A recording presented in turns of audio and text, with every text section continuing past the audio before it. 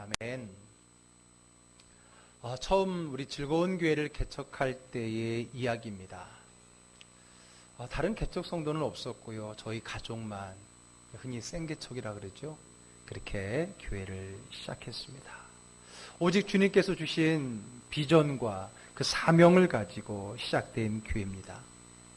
그리고 모든 개척자가 다 그렇지만은 그 개척의 과정 속에서 참 많은 어려움과 동시에 그 어려움 가운데 역사하시는 그 하나님의 은혜를 마음껏 경험하게 됩니다.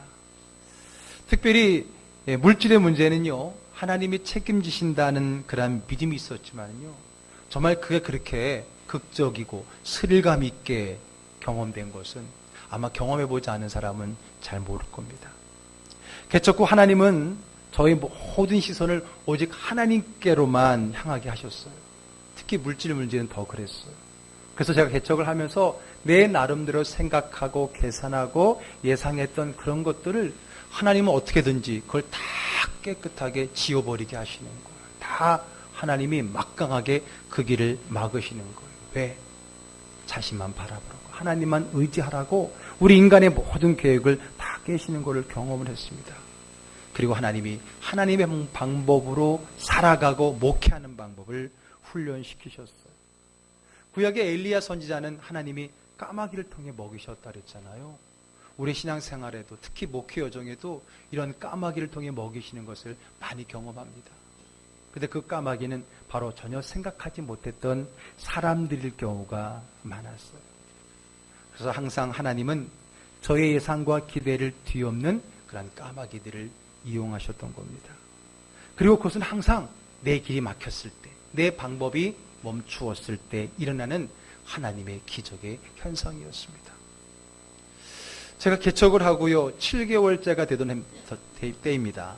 제가 2004년 9월에 시작이 됐으니까 그 다음에 3월 마지막 주일이 부활주일이었습니다. 그 부활주일을 준비하고 드리는 가운데 한 가지 제 마음에 아쉬움이 있었어요. 뭐냐면 그때 이 부활의 메시지와 관계된 좋은 영상이 하나 있었는데 그 영상을 다 같이 보면은 참 부활절 예배가 더욱더 풍성하겠다라는 마음은 있었는데 실시하지 못했어요. 왜냐하면 지금 이렇게 버젓이 있는 이 영상 장비가 그때는 없었기 때문에 그래요. 그래서 영상 장비가 있었더라면 좀 더 이 예배와 메시지나 그런 부분이 좀 풍성해질 텐데 라는 그런 아쉬움을 가지고 부활절 예배를 드렸어요. 그리고 이제 하나님 앞에 어떻게 하면 이 장비를 마련할 수 있을까? 이게 적지 않은 금액이고 아직 개척 1년도 되지 않은 우리 교회가 감당할 힘은 없고, 그래서 고민도 하고 또 한편으로는 하나님께서 어떤 방법으로 이 문제를 해결해 주실까 나름대로 기대하면서 하나님 앞에 기도했습니다. 그러고 난 다음에 몇 주가 흘렀어요. 전혀 생각지 못했던 한 권사님으로부터 전화를 받았습니다. 그 권사님은 제가 전에 섬겼던 그 교회 집사님의 친정어머니세요. 대전에 사시는 분도 아니고 부산에 사시는 분이에요. 어쩌다가 따님 집에 오셨을 때에 주일은 꼭 부산에 가서 지키셨는데 주중에 오셨을 때에 새벽 기도회를 그 딸이 다니는 그때 제가 섬기던 교회로 나오게 되는데 그때 새벽 기도회에서 제가 설교하는 것을 제가 인도하는 그 새벽 기도회를 다니다가 거기서 많은 은혜를 받았다라고 하면서 그리고 딸을 통해서 목사님이 개척하셨다는 얘기를 들었다. 그렇게 전화가 오신 거예요. 전화를 주시니까 너무나 감사해요. 사실 저는 성함도 잘 모르거든요. 근데 그러면서 목사님 개척하셨다고 하는데 제가 받은 은혜도 있고 해서 제가 조금 금액이나마 헌금을 좀 교회에 보내고 싶다. 그래서 제가 거절하겠어요? 개척교회 목사가 그래요. 감사합니다 하면서 기도해드리고 계좌번호를 알려드렸어요. 그리고 며칠 지나서 글쎄 얼마 정도 보내셨을까라고 봤는데 적지 않은 금액이었어요. 그때 제가 하나님 앞에 기대하고 기도하고 있던 그 영상 장비가 그래서 충분히 그것으로 해결이 될 수가 있었던 겁니다. 여러분, 이런 일들이 신앙생활하는 가운데 그리고 주의 몸된 교회를 세워가는 일에 아마 시간이 모자랄 정도로 할 수 있는 만큼의 그런 무수한 일들이 많이 있었던 것을 고백할 수 있습니다. 이렇게 하나님은요, 정말 죄송하지만 그 성함도 지금도 잘 몰라요. 그 권사님, 전혀 생각지 못했던 부산에 있던 그 한 분을 통해서 하나님이 공급하심을 경험하게 하고요. 그런 경험이 곧 하나님 만나는 일이고 그게 신앙생활이구나, 그게 목회고 그게 교회를 세워가는 거구나라는 것을 깨달을 수 있게 되었던 겁니다. 이렇게 하나님의 방법은 늘 극적이고 새로웠습니다. 늘 예상을 뛰어넘었고요. 그래서 늘 기대가 됩니다. 이번에는 하나님이 어떤 방법으로 오늘의 문제를 해결해 주실 것인가. 그 기대감이 믿음이 되는 거였죠. 우리는 이번 달 하나님이 보내신 편지에 대한 말씀을 나누고 있습니다. 그 편지는요, 힘들고 지친 우리에게 보내는 하나님의 따뜻한 사랑의 편지들입니다. 오 야곱아, 오 이스라엘아, 이렇게 다정한 목소리로 우리 이름을 불러주시면서 너는 내 것이야, 너는 내 사랑이야 라고 사랑의 편지를 보내주신 그 하나님의 편지가 오늘의 이 힘든 삶을 살아가는 저와 여러분들에게 주시는 하나님의 위로의 격려의 메시지였다는 거예요. 지난주에는 우리가 받은 편지는 눈물로 받은 편지였고요. 그리고 오늘 우리가 받게 될 편지는 생각지도 못한 편지라고 제목을 달았습니다. 여러분, 눈물로 받은 편지는 오랜 기다림 끝에 받은, 눈물로 받은 편지를 이야기했고요. 그에 반해서 오늘 생각지도 못한 편지는, 지난주에는 늘 기다렸던 편지 소식을 받은 거라면 오늘의 편지는 전혀 생각지도 못했던, 예상하지도 못했던, 그래서 기대할 수도 없었던, 그러기에 더 큰 은혜와 감격과 감독이 있는 하나님의 편지가 바로 오늘 우리가 함께 나눌 하나님의 말씀이라는 겁니다. 앞에 편지가 기다림과 기대감의 마음 졸임이 있었다라고 한다면 뒤에 편지는 전혀 예상하지 못한, 어쩌면 이미 모든 것을 다 포기해버린 상태에서 받아든 뜻밖의 편지일 겁니다. 그래서 더 극적인 거 아닐까요? 자, 오늘 이 뜻밖의 전혀 생각지 못했던 편지를 받은 한 여인이 등장을 하는데 그 여인의 이름은 다름 아닌 하갈이라고 하는 여인입니다. 자, 하갈이 누굽니까? 아브라함의 아내 사레의 여종입니다. 자, 오늘 본문의 1절을 읽겠습니다. 아브라함의 아내 사레는 출산하지 못하였고 그에게 한 여종이 있으니 애굽 사람이요 이름은 하갈이라. 예.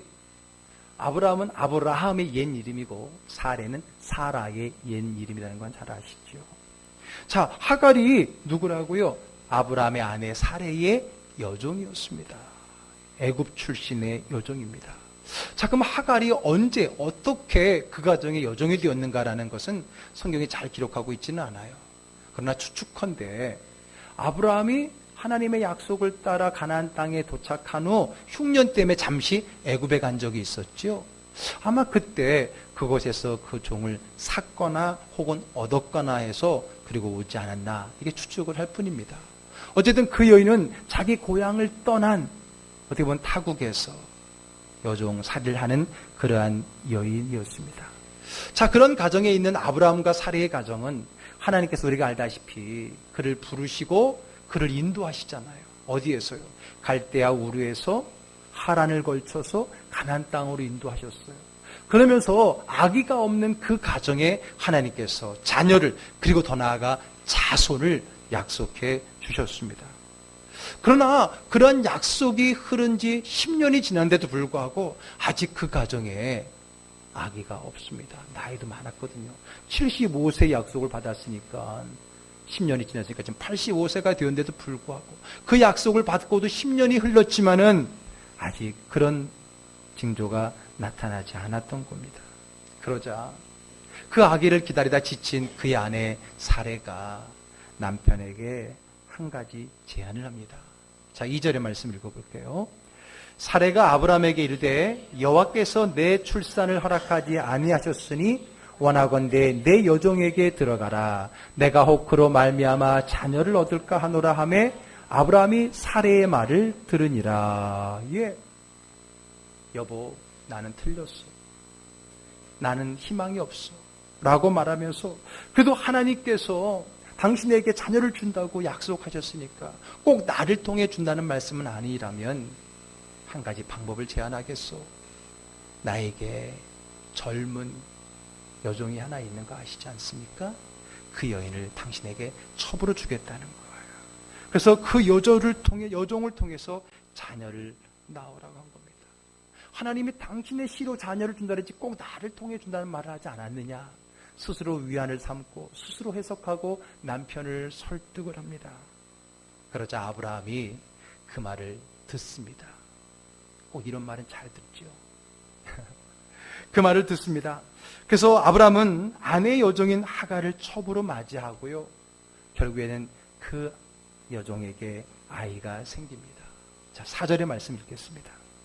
아브라함이 하갈과 동침하였더니 하갈이 임신함에 그가 자기 임신함을 알고 그의 여주인을 멸시한지라. 예, 아기를 가졌어요. 그런데 종이었다가 첩이 된 그 하갈이 아기를 갖자 교만하기 시작했어요.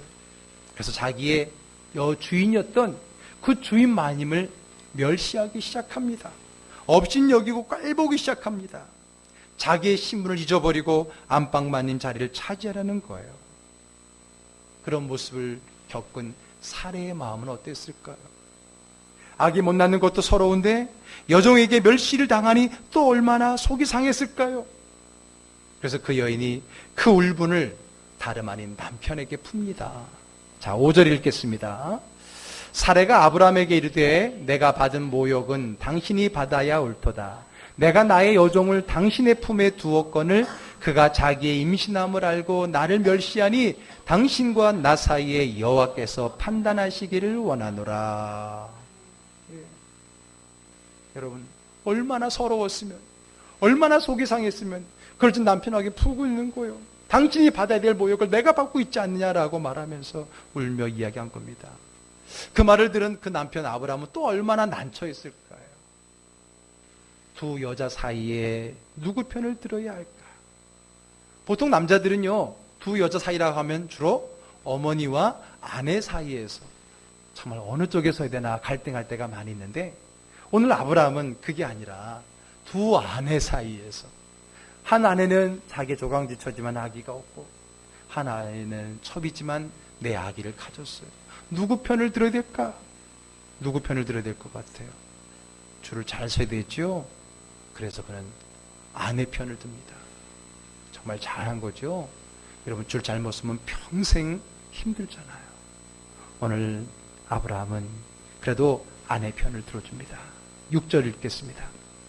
아브라함이 사레에게 이르되 당신의 여종은 당신의 수중에 있으니 당신의 눈에 좋을 대로 그에게 행하라 하매 사레가 하갈을 학대했더니 하갈이 사레 앞에서 도망하였더라. 자, 사레는 드디어 남편의 허락이 떨어지자 이제는 하갈을 학대합니다. 아브라함을 믿고 유세를 부렸던 하갈이 이제 피할 곳이 없어집니다. 그래서 도망을 갑니다. 아기를 가진 홀몸이 아닌 그 몸으로 가출을 감행하게 된 거예요. 자, 우리는 이제 오늘 이 하갈의 시선에서 봅시다. 오늘 본문의 주인은 아브라함도 아니고 사라도 아니고 뱃속에 있는 아기도 아니라 오늘 가장 불쌍해 보이는 그 여인 하갈이 오늘 본문의 주인공이거든요. 오늘 하갈의 시선을 한번 보자고요. 하갈이 물론 잘못하긴 했어요. 자기 처지를 알지 못하고 가뜩이나 여자의 적은 여자라고 그런 게 맞는지 어쨌든 자기의 그 여주인이자 그를 멸시한 것은 잘못하긴 했어요. 그러나 어쨌든 지금의 상황과 처지를 보아서는 하갈이 더욱더 불쌍해 보입니다. 여종으로 살다가 생각해 보세요. 나이 많은 주인의 첩으로 들어가야 했다. 여러분, 그 누굴 좋아서 할 겁니까? 여주인이 시키니까 종으로서 어쩔 수 없이 그렇게 한 거라고 생각할 수 있잖아요. 잠시 내가 주인 마님을 멸시했지만 그렇다고 이 집의 대를 이을 아기를 가진 나를 이렇게 학대할 수 있을까? 나름 그도 피해자고 나름 그도 힘들고 어려운 상황에 접하게 되었다는 겁니다. 아브라함도 어쩌면 그럴 수가 있을까요? 나랑 잘 때는 정말 내가 자기 아내보다 더 예쁘고 더 좋더라고 그렇게 했어놓고 이제 와서 나를 헌신짝 버리듯이 이렇게 버리는 그 아브라함이 어쩌면 더 미웠을 줄 모릅니다. 얼마나 애처로울까요? 무작정 뛰쳐나왔어요. 이렇게 나오면은 그래도 내가 아기를 가졌는데 설마 찾으러 오지 않을까? 그런 생각으로 뛰쳐나왔는지 몰라요. 그런 생각 때문에 아무것도 준비하지 않고 그냥 맨발로 나왔는지도 몰라요. 그러나 찾으러 오질 않습니다. 그 마음이 얼마나 더 힘들고 쓸쓸했을까요? 이제 어디를 가야 될까? 자존심 굳히고 핍박을 받더라도 내가 집으로 돌아가야 될까? 아니면 이 길로 내 고향 남쪽 애굽으로 돌아갈까? 여러분, 한번 이 하갈의 입장에 대해서 한번 그 장면을 생각해 보세요.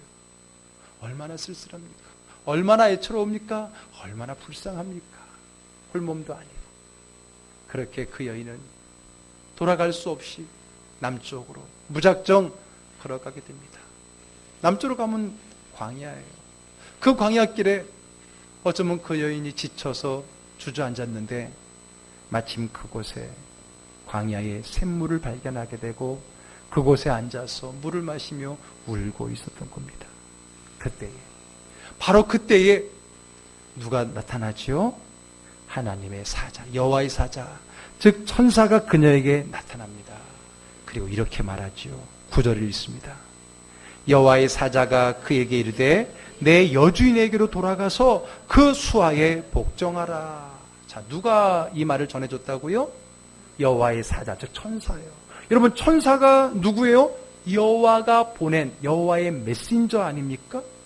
그럼 여러분, 여호와는 누구예요? 여호와는 하나님인데 누구의 하나님이었어요?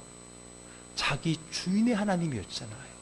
자기 주인 어른 아브라함의 하나님, 자기 주인 마님 사레의 하나님이었지, 애굽 출신 여종인 하갈 자신의 하나님은 아니었었습니다. 그런데 그 하나님이 자기와는 아무런 상관이 없다고 생각했던 그 하나님, 나의 주인의 하나님, 나와 다른 히브리 민족의 그 하나님이 오늘 천사를 통해서 나에게 나타나신 거예요. 이거는 정말 생각하지 못했던 전혀 뜻밖의 일인 겁니다. 그러면 그 하나님, 우리 주인의 하나님의 천사가 왜 나에게 찾아왔지? 나를 벌하러 오셨나? 여러분, 그게 아니었어요. 그것은 그 천사가 전해주는 그 이야기를 통해 확인할 수 있습니다. 10절의 말씀 읽겠습니다. 여호와의 사자가 또 그에게 이르되 내가 내 씨를 크게 번성하여 그 수가 많아 셀 수 없게 하리라. 아, 나를 벌하러 온 건 아니구나. 그런데 내 씨를 크게 번성하게 하겠다. 내 씨, 내 안에 있는 아기를 축복하는구나. 아이고, 이 아기야 당연히 아브라함의 씨니까 결국은 나 때문이 아니라 내 뱃속에 있는 아브라함의 씨, 이 아기 때문에 온 것은 아닐까요? 그런데 그것도 아니에요. 왜? 그 다음에 말이 그의 마음을 움직입니다. 11절 읽습니다. 여호와의 사자가 또 그에게 이르되 내가 임신하였은즉 아들을 낳으리니 그 이름을 이스마엘이라 하라. 이는 여호와께서 내 고통을 들으셨음이니라. 아멘. 여러분, 이 말을 듣고 나서야 오늘 나와 상관없을 것 같은 내 주인의 하나님 여호와께서 천사를 보낸 목적이 나를 벌하기 위함도 아니요, 그저 내 안에 있는 아기 때문만도 아니요, 쓸쓸히 외로이 쓰러져 있는 바로 나를 위해 오셨다는 것을 깨닫게 되어줍니다. 여러분, 내 안에 아들을 낳을 것이다 라고 말합니다. 그리고 그 아들의 이름을 뭐라고 부르라고요? 이스마엘이라고 부르는데 그 이스마엘의 뜻이 뭐라고요? 하나님이 들으셨다는 거예요. 하나님이 나를 들으셨다. 나의 무엇을 들었을까요? 나의 눈물, 울음소리를 들었다는 거예요. 나의 신음소리를 들으셨다는 거예요. 나의 힘들고 어려웠던 오늘의 삶의 나의 그 마음의 소리를 하나님이 들으셨다는 거예요. 나의 고통을 들으셨다. 그것이 오늘 이 여인을 울게 만들었던 겁니다. 여호와께서 너의 고통을 들으셨느니라. 그 한마디 말이 모든 것을 잃어버리고 쓸쓸히 쓰러진 이 여인에게 얼마나 큰 위로가 되고 격려가 되었겠습니까? 그 하나님이 나를 안다는 것. 이제껏 여호와 하나님은 우리 주인의 하나님이셨고 우리 주인과 대화하시며 우리 주인의 기도를 들으시고 응답하시는 하나님이었지 내 하나님은 아니었어요. 그런데 그 하나님이 나를 들으셨다는 거예요. 아니, 나를 안다는 거예요. 나를 보고 계셨다는 거예요. 나의 모든 소리를 하나도 빼놓지 않고 들으셨다는 거예요. 정말 생각지도 못한 하나님의 찾아오심이 오늘 이 여인을 울리고 있는 겁니다. 하나님은 오늘 이 생각지도 못한 편지는 지금 이 상처 입은 이 하갈의 마음을 치유하고 있는 거예요. 자기가 지금까지 섬겨온 주인 마님이 찾아온 것도 아니고 자기 뱃속에 있는 아기의 씨의 주인 아버지인 아브라함이 찾아온 것도 아니에요. 죄송합니다. 그 인간들은 찾아올 생각도 안 해요. 그런데 그들이 믿는, 그들이 늘 위로받았던 그 하나님이 약한 계집, 오늘 이 여인에게 찾아오신 겁니다. 그리고 위로하고 치유하고 계신 거예요. 여러분, 이것이 얼마나 감동일까요? 기대하지 않았어요. 그래서 오늘의 이 편지는 생각지도 못한 하나님의 사랑의 편지입니다. 그래서 하갈은요, 그곳에서 너무나 감격 있고 감동으로 눈물을 흘리며 그때 자기가 만났던 그 하나님을, 아니야, 자기에게 찾아오신, 내가 기다리다가 만난 것이 아니라 오히려 일방적으로 생각 없을 때에 찾아오셨던 그 하나님의 이름을 이렇게 지어 부릅니다. 13절 읽어볼게요. 하갈이 자기에게 이르신 여호와의 이름을, 이는 내가 어떻게 여기서 나를 살피시는 하나님을 배웠는고 함이라. 아멘. 자, 그 하나님의 이름을 이 하갈이 뭐라고 불렀다고요? 나를 살피시는 하나님. 우리 개정되기 전에는 나를 감찰하시는 하나님이라고 말했고요. 좀 더 쉽게 말하면은 나를 보시는 하나님이라는 거예요. 히브리 원어에는 엘로이입니다. 엘로이. 나를 보시는 하나님. 나를 안 보시는 줄 알았는데 나를 보시는 하나님. 그렇습니다. 하나님은 나를 보십니다. 그냥 보시는 게 아니라 오늘 번역처럼 살피십니다.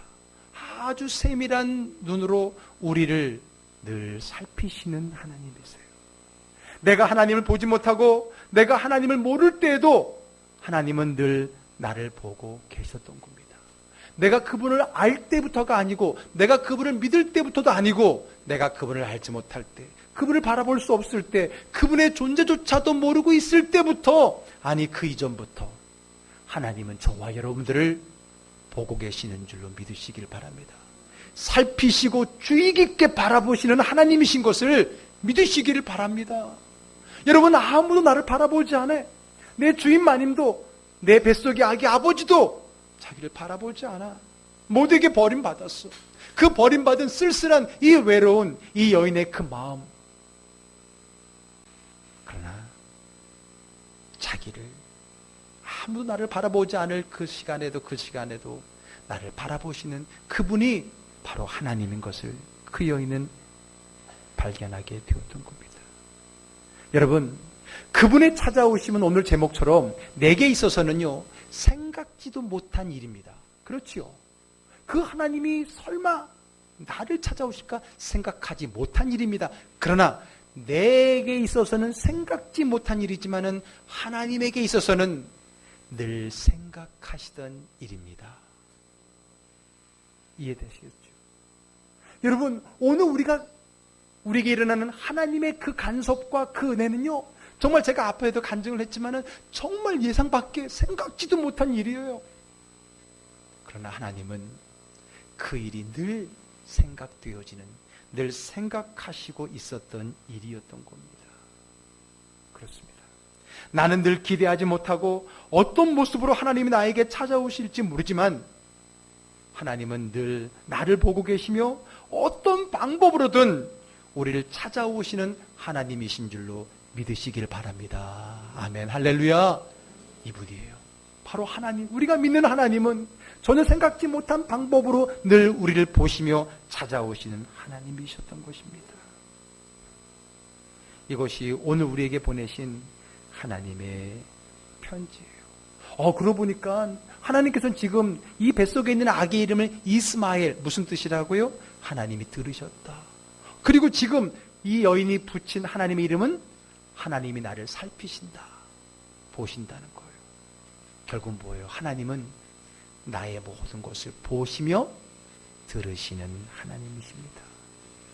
힘들고 지쳤을 뿐만 아니라 외롭고 상처 입은 우리 마음에 보내신 하나님의 편지가 바로 오늘 우리에게 보내신 생각지도 못한 하나님의 편지입니다.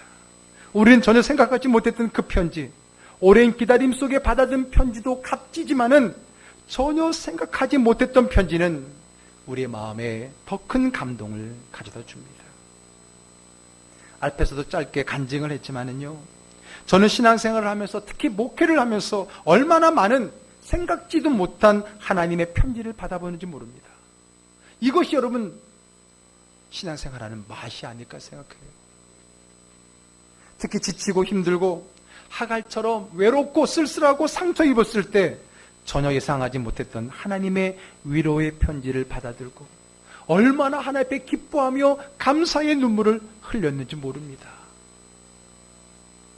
그리고 그 편지들이 그리고 지금 이 예배실 안에 가득 차 있어요. 이 말이 뭐냐면 여러분은 모르시겠지만은 여러분 한 사람 한 사람이 그리고 우리 즐거운 교회에서 일어나는 그 모든 일들이 사실은 힘들고 지친 저에게 그때마다 생각지도 못한 방법으로 하나님이 내게 보내주신 하나님의 사랑과 위로의 편지였기 때문에 그렇습니다. 그 편지 여러분이 다 저에게 있어서 그런 편지 들으셨어요. 여러분 여기 있는 한 사람 한 사람이 다 그때마다 하나님께서 전혀 예상하지 못한 방법으로 저에게 그리고 우리 교회에 보내주셨던 바로 생각지도 못한 편지들이었다는 겁니다. 제가 다 우리 교회 안에 있는 일들이고 또 우리 교회 여기 있는 성도님들이기 때문에 다 일일이 제가 이렇게 실명하고 사건을 또는 그 어떤 일들 다 얘기할 수 없어요. 그러나 언젠가는 말할 날이 오겠죠.